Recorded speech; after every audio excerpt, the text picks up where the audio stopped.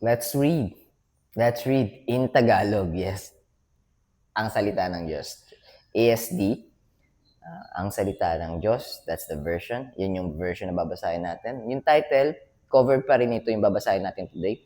Yung title kahapon na, Ang Pagkapako ni Jesus. Ang Pagkapako ni Jesus. Verse 38 to 44 tayo. Tapos tomorrow mag-iba na yung title. But, let's read verse 38. Mateo, Kapitulo 27, versikulo 38 hanggang 44. 38, 38. May dalawang tulisan na ipinako rin sa krus kasabay ni Jesus. Isa sa kanan at isa sa kaliwa. 39. Ininsulto si Jesus ng mga taong napapadaan doon, napapailing sila. 40. At sinasabi, hindi ba't sinasabi mong gigibain mo ang templo at muli mong itatayo sa loob ng 3 araw? Misquoting Jesus Christ. Our Lord Jesus Christ said, destroy this temple. Destroy this temple and I will raise it up. Build it again after 3 days. Hindi niya sinabing, gigibain ko ang templo. But, in hindsight, God also have done it because he offered himself. No one forced him. He offered himself to be a sacrifice for us, to be an offering for us, to be an offering for us. But anyways, let me just continue reading verse 40. At sinasabi ng mga napapadaan na tao, at sinasabi, hindi ba't sinasabi mong gigibain mo ang templo at muli mong itatayo sa loob ng 3 araw? Yes, I'm about to do that. Just wait. Just hold your horses. Be patiently waiting. Alright. Bakit hindi mo iligtas ang iyong sarili? So, mocking him, right? Kung ikaw ang anak ng Diyos, bumaba ka sa krus.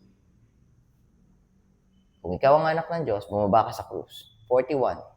Ganon din ang pangungutya ng mga namamahalang pari ng mga tagapagturo ng kautusan at ng mga pinuno ng mga Hudyo.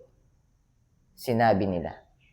Same yung sinabi ng mga Pharisees, mga lawyers, scribes, and doon sa mga sinasabi ng mga taong napadaan, mga nanonood bystanders.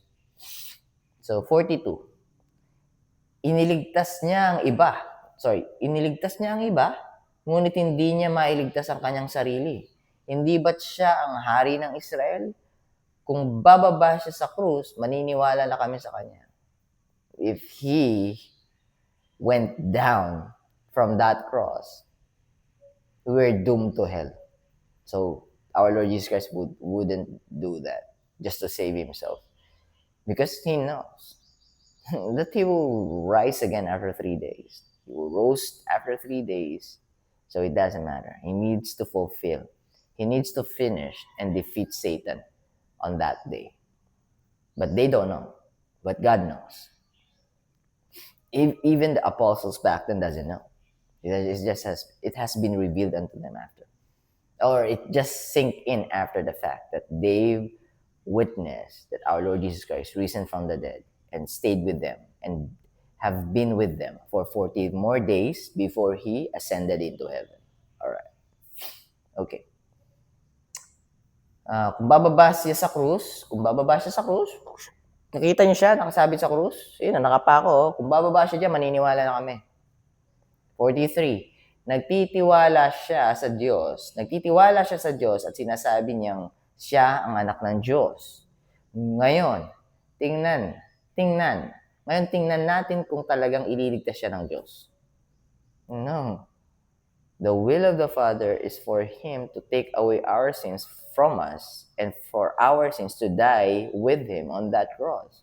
So the Father will not take him out of that cross until the wrath of the Father has been fulfilled by his Son's blood. So God wouldn't do that.